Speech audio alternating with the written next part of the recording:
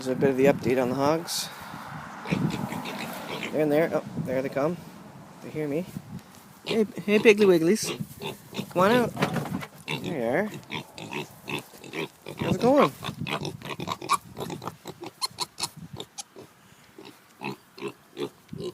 This one lets you, this is a Duroc. He lets you scratch him now. He's the most outgoing one. That's your slop bucket there. You get right into the slop now. We give him a pretty good sized bucket every day. These guys are still pretty small. Once they get bigger, obviously the slop that we give them won't be a lot for them, but they do eat it up, and it would otherwise be wasted. They're getting bigger and bigger. That's a land race. He's snorting away happily.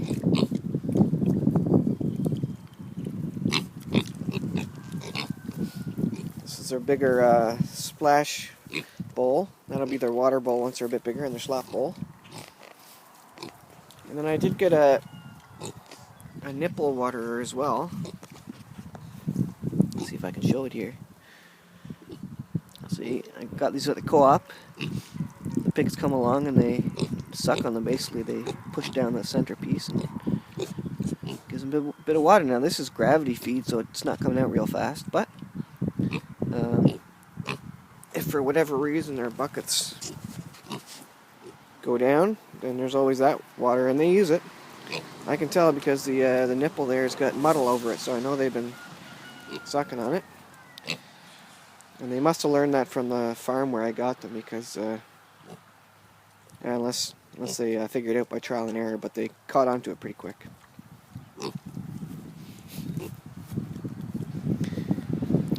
The yard as a whole is getting pretty dug up. Pigs are doing a good job rooting. The hog panels have not failed me at all. Pigs have not escaped, although I don't think they've really tried to escape. You can see that one eating some grass there. They come back to the feeder every once in a while when they want to get bulk food, I guess, and then they go on rooting. And then they go to sleep in their little hog house, and they have a rest for a while after they've eaten a bunch.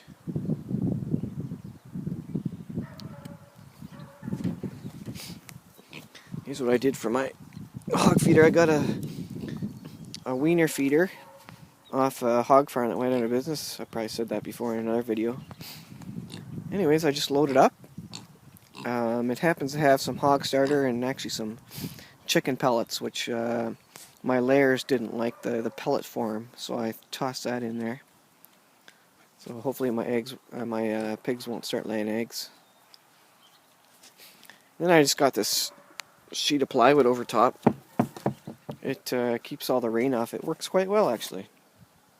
Just got it on a couple of hinges.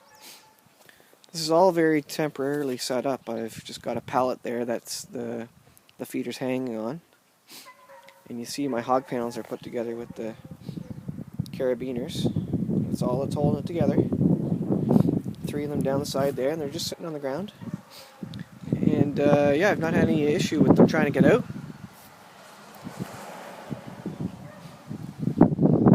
There you can see the pigs rooting away and chewing on bits and pieces. Most of this here on the ground was a bunch of wood from my firewood. I cut up 8 cords of firewood, 10-foot length. And so that's what you see, all the bark and sawdust there. And I figured it'd be good rooting for them. And they go through that all day just looking for stuff. It's a pretty miserable gray day today. But they're big enough now that they got enough fat on them. They're happy to be out and about. It's about 10 degrees or something out here. And they're out kind of rain or shine. They're up at that size now where it doesn't really matter. And if it does get a little windy or chilly, they just go into their house and they huddle up in the straw.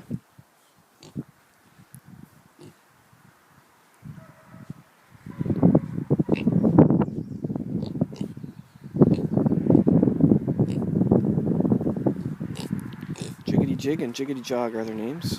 Jiggity Jig, I think, is the Duroc. Jiggity Jog is the lanterns. I could be wrong.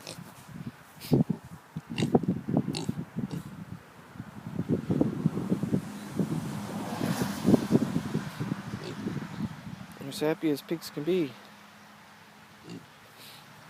After a month or so, I'll probably move them off this piece, and I'll plow up all this sawdust and manure, and we'll use that to spread in the gardens this fall after we take all the vegetables out. And my next 8 cord of firewood is going to go on that same spot there, so I'll need to have these cleared out by then. But I got a couple months before that happens.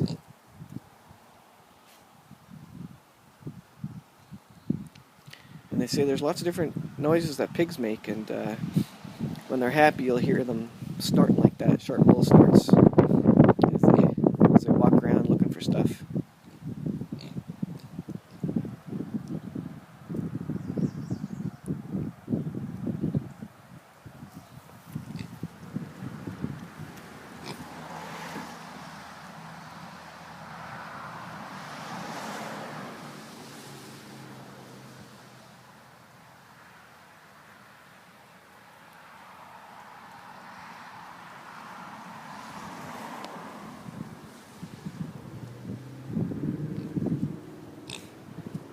Duroc there is eating some grass now, having his morning salad.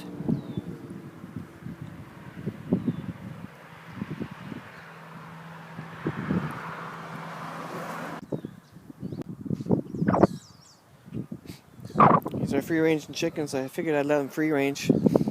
These are our more mature birds. We had a hen die the other day, so I ended up putting 4 of our smaller birds, new up-and-coming layers, and actually 3 layers and a rooster, in the chicken tractor with them. Although when my mature chickens were in there, they were kind of being mean to the new guys, and so the new guys were staying up in the top half of the tractor, not getting any food. So I was letting them free range, and so now you can see, it's hard to see, but the 3 youngest birds are out there getting some food and water. So that's good. I just don't want them to get too stressed out, and in a week or so they'll all be happy together, I'm hoping. So I pull that chicken tractor all around the yard. We'll go down there and see if we can have a look at them here. That's Little Red there, supervising, making sure the chickens don't get in any trouble. That hen there is one of the more mature ones, I think.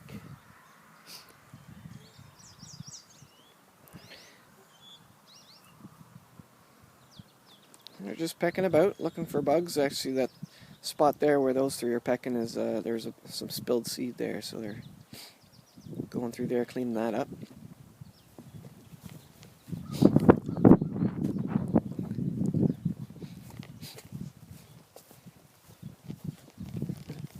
And there's the 3. Should be one more in there somewhere. The last one's probably in the inside. Hard to see. Go over here. They're a little bit nervous, those ones. They're not used to being in this tractor at all.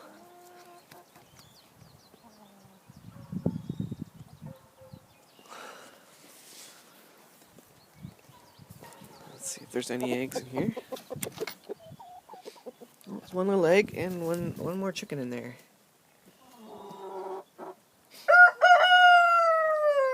There's a little tiny egg. That's probably from the younger hen in our older bunch of birds. She just started laying. The 4 new ones haven't started laying that I know of.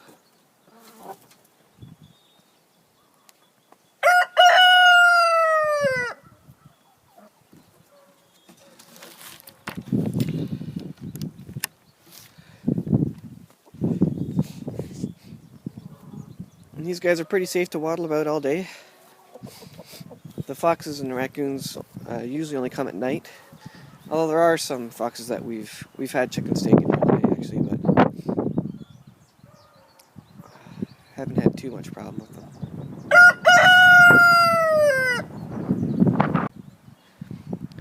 Here's our chanteclers. They're getting bigger.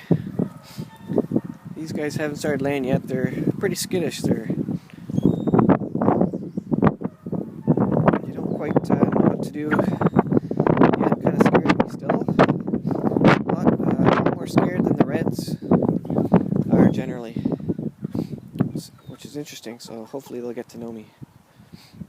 Move them into this little coop because we're getting the big chicken shed ready for the meat birds, which I'll show you in a second. So these are our 2 roosters and two hens, I believe. I'm just going by the comb, the size of the comb, and the deep red of the rooster's combs, I think.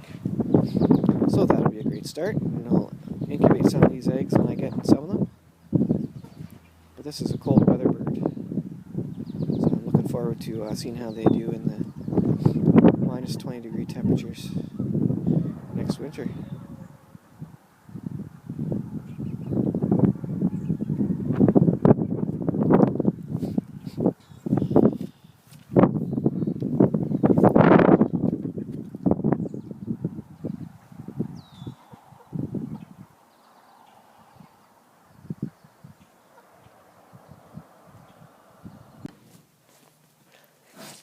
Here's a look inside our chicken shed, which you've seen before if you've seen any of my previous videos. There was all fencing in here and a big bale cave, hay bale cave that we had for the winter, for the layer birds that we had in here over the winter. It is now all cleaned out. It's all been shoveled out. We have yet to sweep and wash down the floor. We're getting this ready for the meat birds. And the windows were taken out. We're a friendly neighbor and partner in the meat bird project is putting some new panes in the old windows, so we're getting that fixed up, which is really nice. Did some interior decorating. I got my Bible verse, John 3:16 there. And I got some other old stuff that we pulled out of the shed when we were fixing this originally. Old PI license plate. And then for my son Jack, we happened to find this sign with his name on it. Radical Jack's Treats and Tracks. No idea what that's from, but anyways, I put that up for a little color in the chicken shed. I did show this earlier. My bucket layer boxes. Got a bunch of buckets for free. Now these aren't as deep and they're a little bit smaller. These are 4 gallon or 5 gallon buckets or something. And my birds didn't lay in it.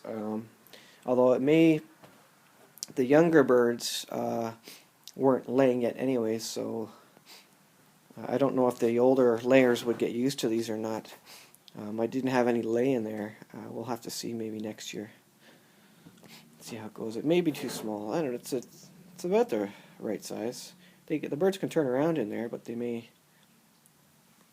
just be a little bit too small for them. We'll see. No loss because I got the buckets for free. Here's a look at the other side. I hacked in a window there to get some natural light into the side of the barn. And you see my solar setup on the wall there. My Nautilus battery. So we're going to scrub the floor down. And the meat birds will go in here. 120 of them this time. Or so. You can see the heat lamps up there on the wall that we'll have over them. So we're getting them in a couple days. Actually, by the time I actually post a blog about this one, we'll probably already have the meat birds. And I'll probably do another video for them.